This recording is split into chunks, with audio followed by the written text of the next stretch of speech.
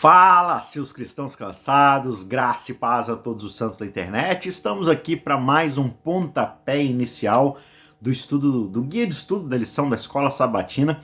Estamos na última temporada do ano de 2022, no quarto trimestre, numa série que vai ter 14 lições, 14 episódios, e a gente está chegando quase na metade. Chegamos à lição de número 6, episódio de número 6, que se chama Ele Morreu por Nós. A gente está vendo nesse trimestre, nessa série, um estudo sobre as questões relativas à nossa vida, à nossa morte, à mortalidade do ser humano, o que acontece após a morte, o que a Bíblia tem a dizer sobre o estado dos mortos, sobre o nosso futuro, a nossa grande esperança no fim, né? Quando a gente morrer ou quando a gente viver até o momento final dessa terra, o que vai acontecer depois, qual que é a nossa esperança, enfim. Essa tem sido a nossa jornada aí no decorrer desse trimestre. E nesse sexto episódio, nessa sexta lição, a gente vai se concentrar um pouco na morte da pessoa de Cristo, especificamente na cruz, né? A gente discutiu até agora sobre a mortalidade do ser humano, o que o pecado nos causou, como é que a morte acaba sendo resultado do nosso pecado. Mas existe uma esperança, a gente viu na semana passada, uma esperança que já é contada desde o Antigo Testamento de que existe a possibilidade da ressurreição. E hoje a gente vai estudar um pouco sobre como isso é possível ser realizado por causa da morte de Cristo na cruz. Como é que Cristo vence a morte através do seu sacrifício. Através da sua própria morte, ele vence a morte em si e nos dá a esperança e a possibilidade de podermos ir além da nossa limitação por causa do pecado. Tá certo? O nosso verso-chave para essa semana, para essa lição, está lá em João capítulo 3, versos 14 e 15, e diz: assim como Moisés levantou a serpente no deserto, assim também é necessário que o Filho do Homem seja levantado, para que todo aquele que nele crê tenha a vida eterna. Tá certo? Então, essa é a grande esperança do cristão, de que Cristo foi crucificado por causa do meu e do seu pecado, e por causa disso nós somos perdoados, e a morte não precisa ser definitiva na nossa realidade. Então, para a gente separar aqui e sistematizar o nosso estudo nos 3 tópicos que geralmente a gente costuma fazer, o primeiro tópico vai ser: a cruz sempre foi parte do plano de Deus, tá certo? O plano da cruz sempre existiu, não é uma coisa que foi inventada às pressas, de última hora, foi sempre plano de Deus ter um modo de saída do ser humano do pecado, salvar e redimir o ser humano do pecado, e a cruz era esse plano. A gente vai discutir um pouco mais sobre isso a seguir. Ponto de número 2, a falsa teologia, uma teologia equivocada que nós possamos cultivar, acaba obscurecendo a cruz, tirando a cruz da nossa percepção, da nossa vista, da nossa perspectiva.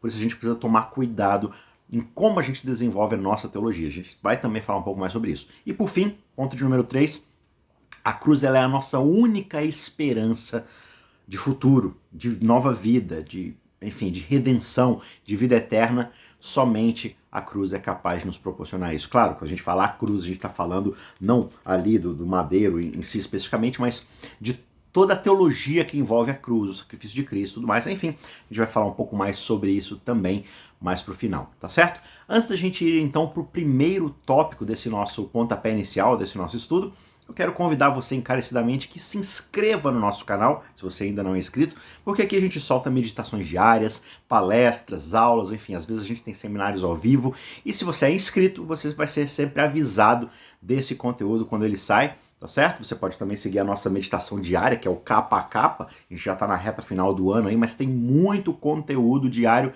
para você poder aí recapitular, assistir vários, enfim, ou talvez, quem sabe, ano que vem, começar desde o primeiro dia, vai estar disponível. Enfim, fica aí esse material disponível para você. E os outros materiais que a gente vai postando, a gente tem grandes planos para o ano que vem também, se Deus quiser.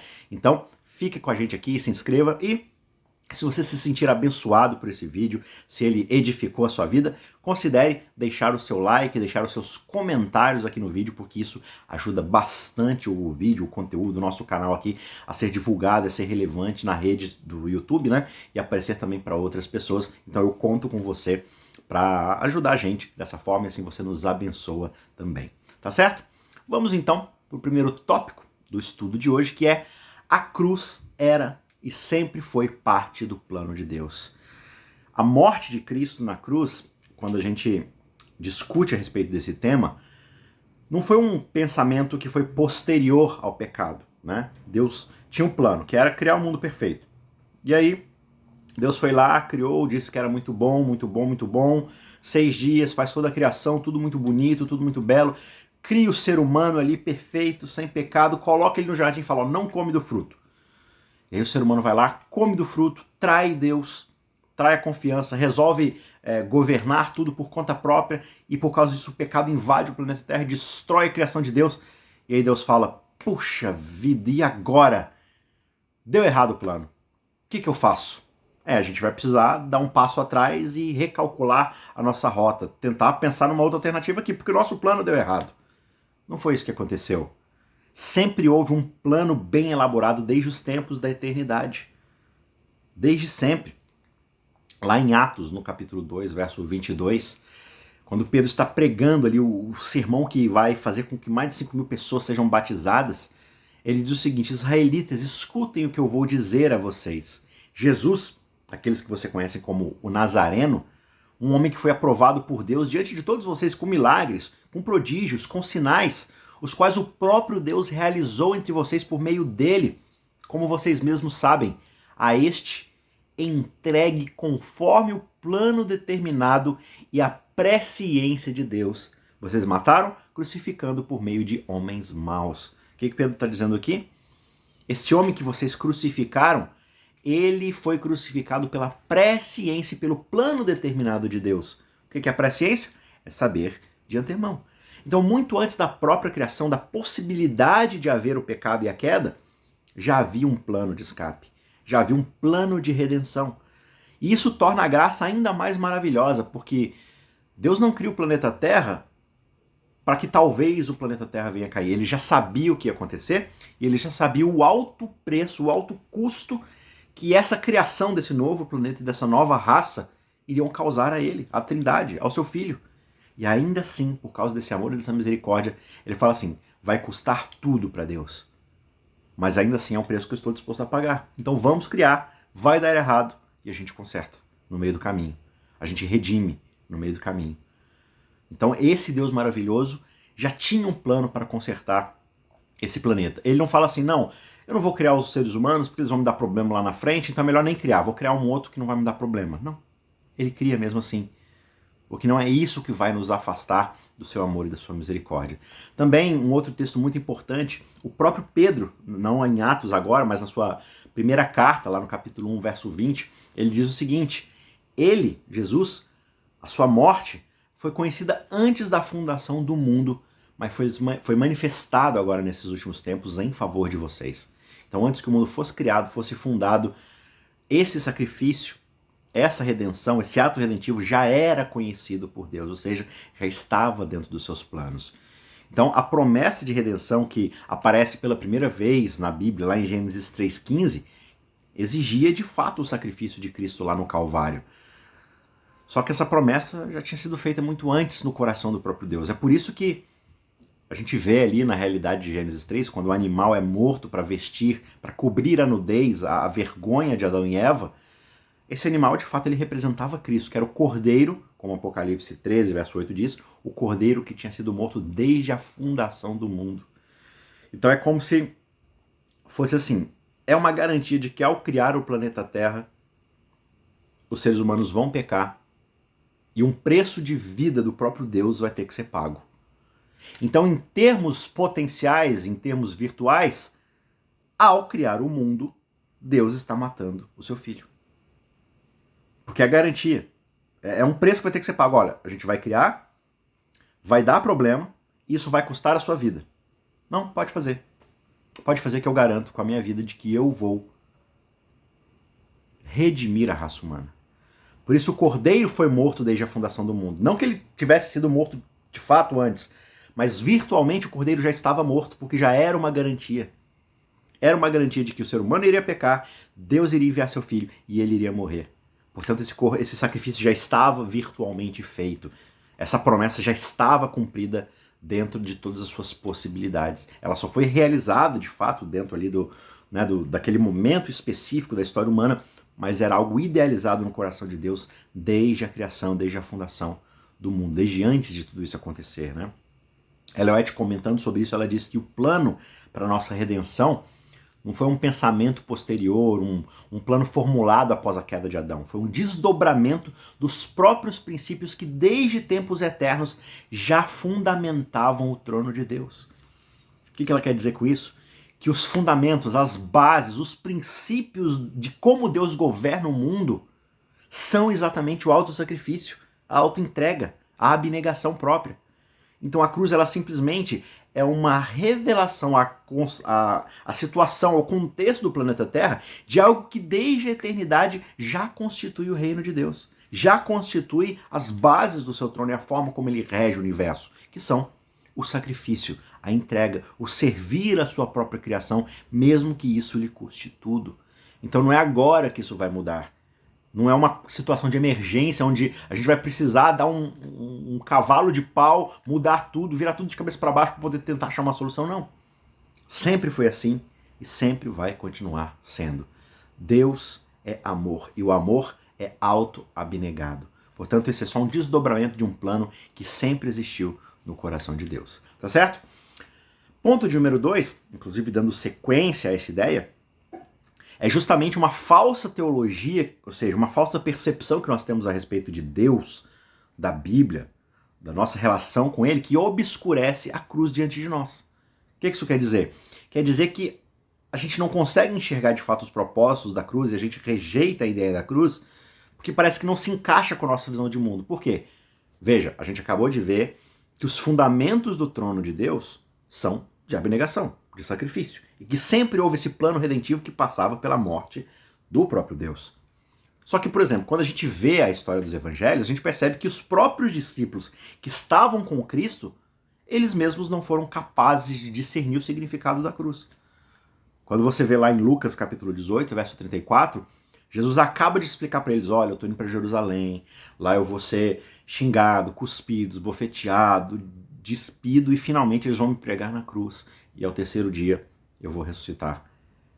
E aí Lucas diz que eles, porém, não entendiam nada daquilo que estava sendo dito. O significado dessas palavras, diz Lucas, lhes era encoberto. E eles não sabiam do que Jesus estava falando. Olha que interessante. Eles estão há 3 anos com Jesus. Jesus já havia falado várias vezes por meio de parábolas, de forma direta, por meio de explicações. Eu estou indo para a cruz, eu estou indo para o sacrifício. E o que acontece?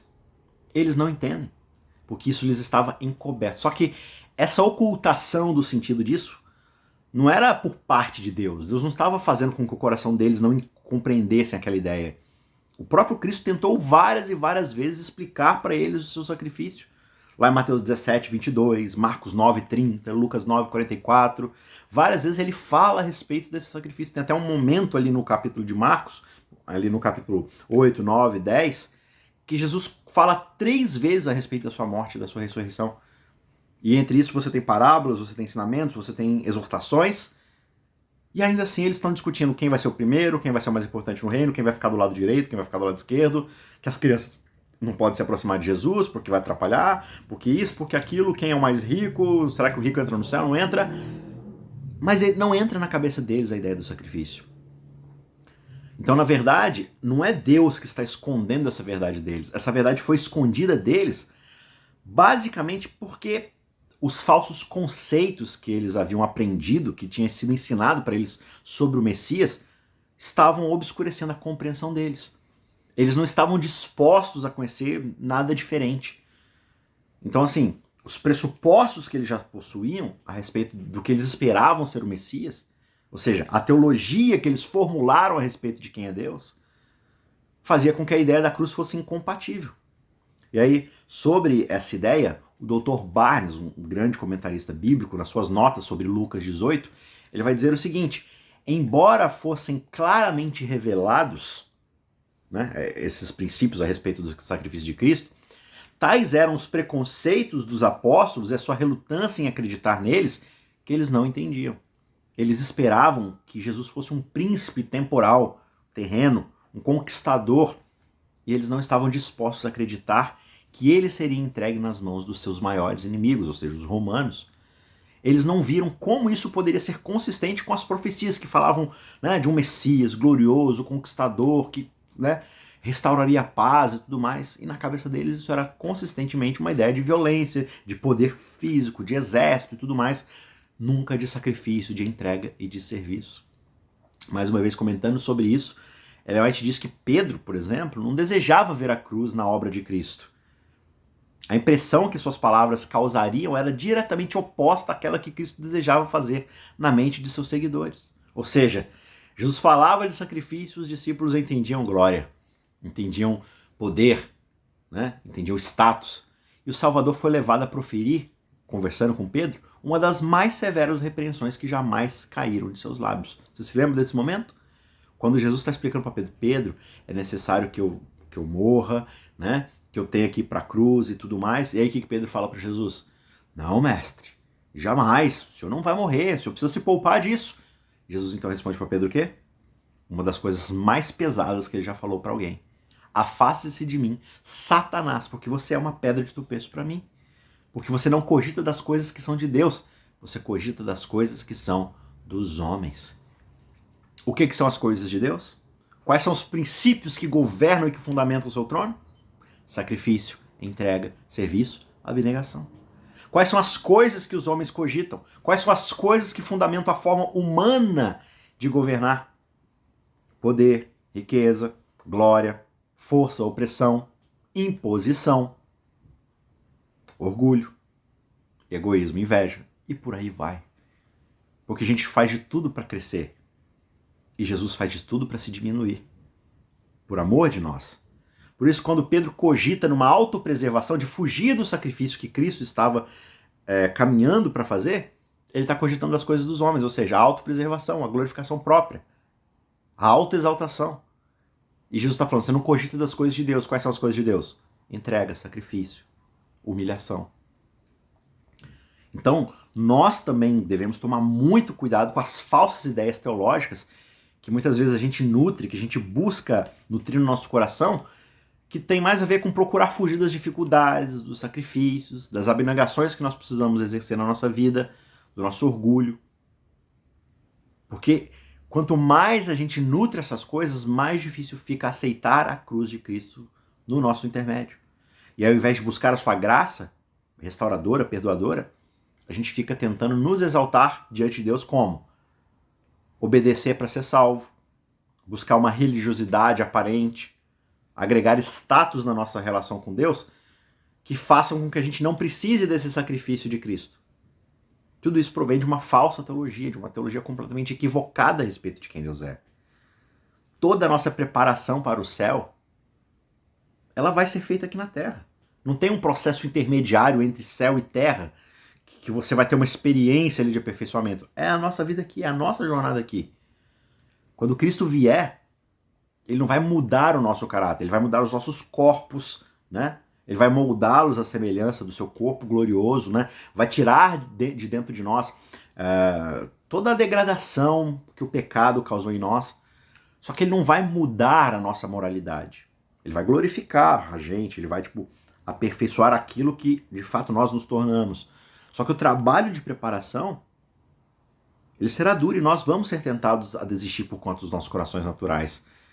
Só que é a única maneira que foi providenciada por esse Deus sábio, pela qual a gente pode de fato nos tornar pedras vivas no seu grande templo espiritual e eterno. É somente por meio de viver aquilo que Cristo nos ensinou a vivermos. Nos abnegarmos dos nossos desejos diários. E essa é a maior luta constante. Buscar esse sacrifício diário na nossa vida, de sacrificar o próprio eu, ao invés de ficar buscando uma teologia que hoje é muito gostosa aos nossos ouvidos.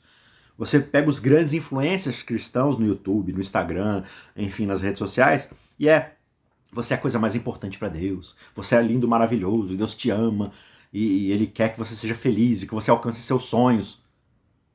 Só que muitas vezes, esses sonhos, esses planos, esses sonhos estão muito mais relacionados a uma glória temporal, a uma glória terrena, a um conforto aqui nessa terra, a um status, do que de fato a redenção dos nossos pecados para um aperfeiçoamento do nosso caráter e uma preparação para a glória do seu reino eterno. Só que se esse reino eterno possui fundamentos de governo, de sacrifício, de abnegação e de serviço, o que isso diz sobre os habitantes e servos desse reino? Será que eles são diferentes dos fundamentos do rei? Do trono? Claro que não. Portanto, é aqui, hoje, através dessa oportunidade que Cristo nos dá, que nós temos a possibilidade, então, de sermos transformados dia a dia, de experimentarmos a cada dia essa verdadeira teologia da cruz, onde Jesus diz que aquele que não toma a sua cruz e não crucifica o seu próprio eu, não tem a possibilidade de me seguir, porque são caminhos incompatíveis. Jesus está arrumando para a cruz e como Pedro a gente está, não, Senhor, vamos se preservar, não, isso vai causar um prejuízo, não, isso vai causar morte. E Jesus está falando, olha, se você não crucificar o seu eu, você não tem condição de me seguir. Porque cada vez que houver uma bifurcação e de um lado está a cruz e do outro está a glória terrena, você vai querer ir para o lado da glória terrena, quando eu vou estar arrumando para a cruz. Então a gente precisa muito reavaliar a nossa postura, a nossa teologia, para que possamos nos harmonizar com o caráter que Cristo nos revelou. Tá certo? Ponto de número 3, último ponto. No fim das contas, a cruz é a nossa única esperança de salvação, de vida eterna, de redenção. Tudo passa pela cruz. Né? A Bíblia vai dizer, Paulo, por exemplo, mas existem vários outros momentos na Bíblia onde isso é dito, mas lá em Romanos capítulo 3, verso 23, Paulo deixa claro que nós já estamos condenados. Todos pecaram e carecem da glória de Deus. Não existe um justo, nenhum sequer. Não há ninguém que busque a Deus, ninguém que faça de fato a vontade de Deus por conta própria. Todos pecaram.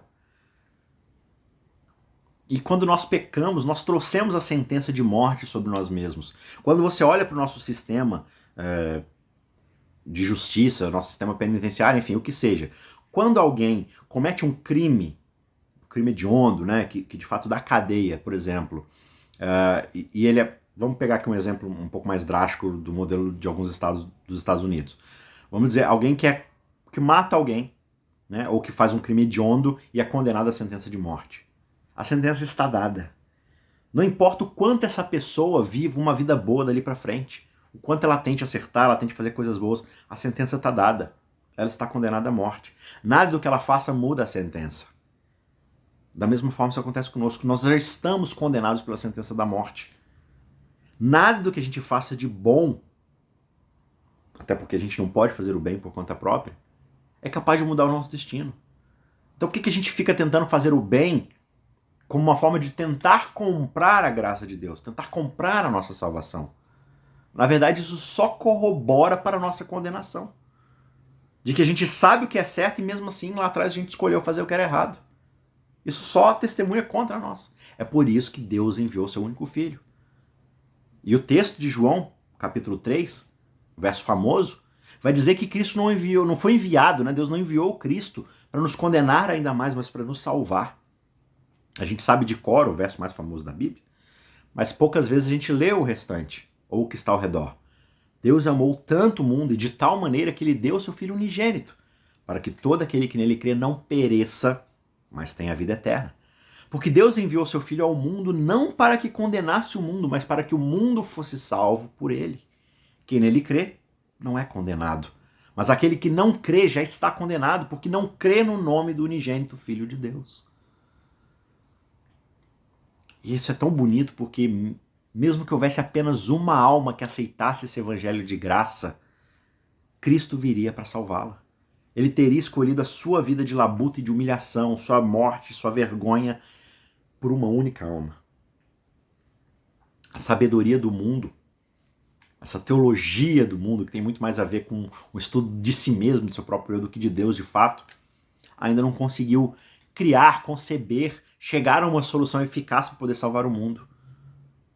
E nunca vai fazer. Toda vez que apareceu uma pessoa iluminada que jurava que tinha solução para a paz mundial, a história nos mostra vez após vez que isso se transforma numa ditadura com milhões e milhões de mortes. Porque a gente só consegue convencer pela força bruta. A única coisa capaz de redimir o mundo é um total e eficaz sacrifício do próprio Filho de Deus. A cruz de Cristo é o único meio eficaz de salvar a humanidade e de assegurar o universo. Assegurar paz e garantia de que o pecado não vai entrar novamente. Essa garantia da cruz de Cristo, esse ato de Cristo de se oferecer à cruz, é a suprema revelação da justiça de Deus contra o pecado. Foi através desse ato que pôde se perceber o quanto Deus é justo e leva a sério o pecado, porque o pecado não é simplesmente uma ofensa contra Deus, mas é o mal-estar de todo o universo. É jogar contra as regras, é prejudicar o outro em favor próprio. E a boa criação de Deus não pode ter harmonia enquanto isso acontece. Portanto, pela cruz, pelo sacrifício de Cristo, fica claro que Deus executa a justiça sobre o pecado. Ele se importa com a justiça no seu universo. Só que ao mesmo tempo, essa mesma cruz supremamente revela o amor de Deus pelos pecadores, porque ao invés de jogar sobre aqueles que deveriam estar sendo, de fato, aniquilados, o preço do pecado, ele joga sobre o seu próprio filho. E isso é grandioso. A cruz também é a grande fonte de poder que pode quebrar as correntes do pecado.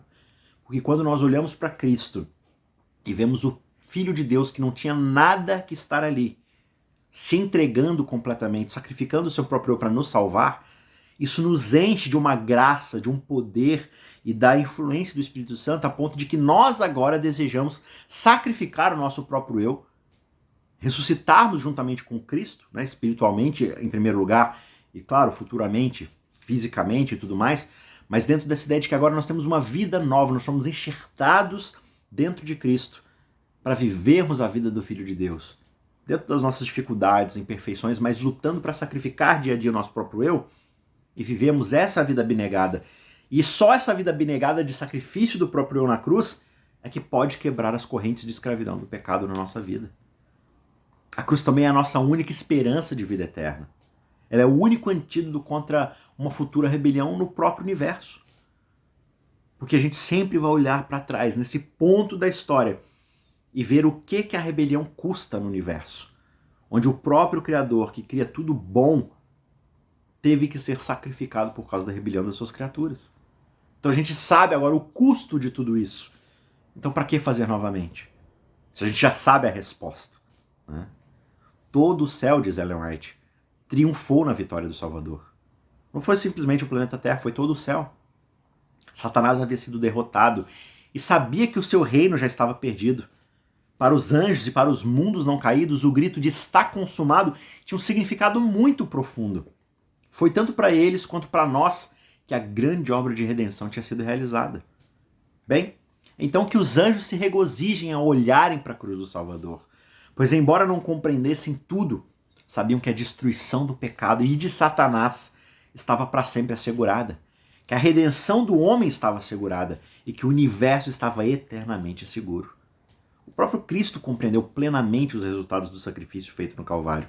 A tudo isso ele olhou para frente, quando sobre a cruz ele gritou: "Está consumado". Está lá em Desejado de Todas as Nações, páginas 758 até 764. São pedaços aqui resumidos. Então, para concluir, o fato é que todo o céu está interessado na nossa salvação. É para isso que esse plano foi criado.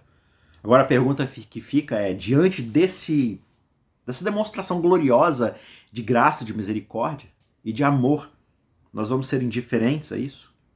Vamos ser descuidados como se fosse uma questão pequena o fato de estarmos salvos ou perdidos? Será que nós devemos menosprezar o sacrifício que foi feito por nós?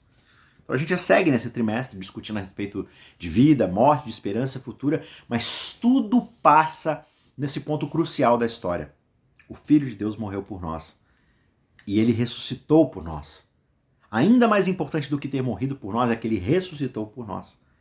Se ele tivesse simplesmente morrido e não ressuscitado mais, a nossa esperança seria em vão. Mas porque ele ressuscitou, nós também podemos ressuscitar. Essa é a nossa grande esperança. E ela só é possível porque Deus enviou o seu Filho por nós. Essa é a grande esperança do Antigo Testamento e a grande promessa do Novo Testamento que vai se concretizar um dia pela graça de Deus.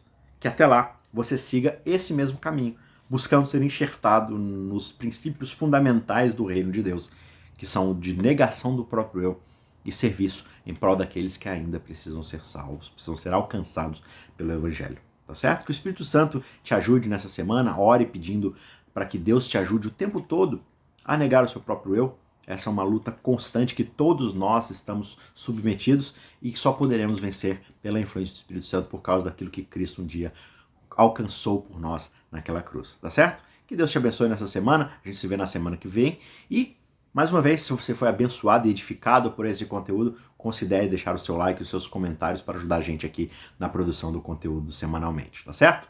Deus te abençoe e a gente se vê na semana que vem. Tchau, tchau!